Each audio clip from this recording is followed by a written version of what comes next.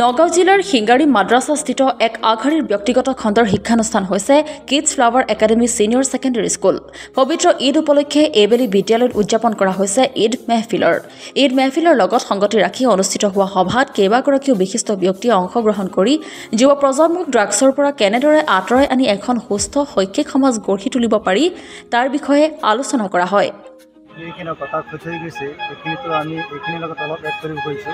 আমাৰ মেইন উদ্দেশ্য হল কি আমাৰ এইখন বিদ্যালয়েৰ পৰা ক্লাস অঙ্কুৰ শ্ৰেণীৰ পৰা 10মান শ্ৰেণীলৈকে যিসকল ছাত্ৰ ছাত্ৰী পজিশন 1ত হয়েছে ফাৰ্স্ট পজিশন হয়েছে তেওঁলোকক এই ছাত্ৰ ছাত্ৰীসকলক আমি এৱাৰ্ড কৰা পুৰস্কৃত কৰা লগতে তেওঁলোকৰ গাৰ্জেনসকলক অভিভাৱকসকলক আমি তোলাং গামোচা আৰু তোলাং গামোচাৰে তেওঁলোকক সম্বোধন জনোৱাটো ইয়াৰ এটা উদ্দেশ্য।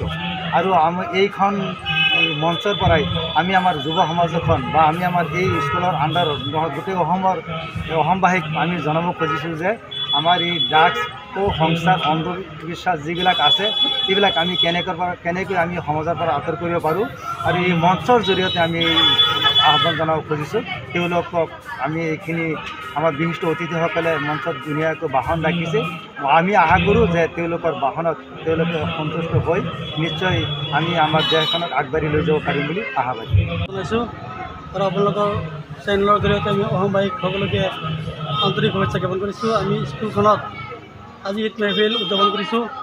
আমি ইয়াৰ লগত কিছুমান কাৰ্যসূচী পালন কৰিছোঁ। ৰাতিপুৱা 10 বজাৰ পৰা আমাৰ ছাত্ৰ ছাত্ৰীসকলৰ দ্বাৰা বিভিন্ন নৃত্য অনুষ্ঠান গান এইবিলাক আমি জিকিৰ জাৰি এইবিলাক আমি পাতিছোঁ। আৰু ইয়াৰ লগতে আমি সংগতি ৰাখি সমাজত যিবিলাক বেয়া কাম আছে এই বেয়া কামবিলাক আমি শিক্ষাৰ দ্বাৰা কেনেকৈ নিষ্পাপ কৰিব পাৰোঁ, আমি শিক্ষাৰ দ্বাৰা কেনেকৈ হ্ৰাস কৰিব পাৰোঁ সেই বিষয়ে বহুত মূল্যৱান ভাষণ আমি আমাৰ অতিথিসকলৰ দ্বাৰা ভাষণ প্ৰদান কৰিছে। আৰু আমি অসমবাসীক সকলোকে আহ্বান জনাম এইটোৱেই যে আমাৰ সমাজখনক শিক্ষাৰ দ্বাৰা কেনেকৈ ড্ৰাগছ বালি বা অনৈতিক কামবিলাক কেনেকৈ হ্ৰাস কৰিব পৰা যায়, শিক্ষিত মানুহৰ কাম কি যাতে সেই কামবিলাক সেই সকল মানুহ শিক্ষিত মানুহে যাতে কৰিব পাৰে আমি সেইটোৱে অসমবাসীক আহ্বান জনাইছোঁ।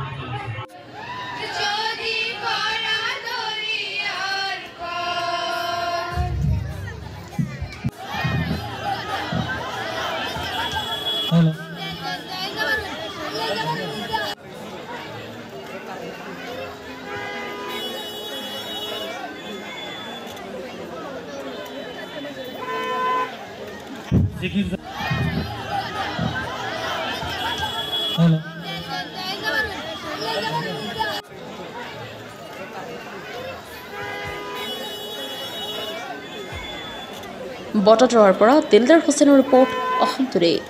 জিকিৰ জাৰি সমাপ্ত হোৱাৰ লগে লগে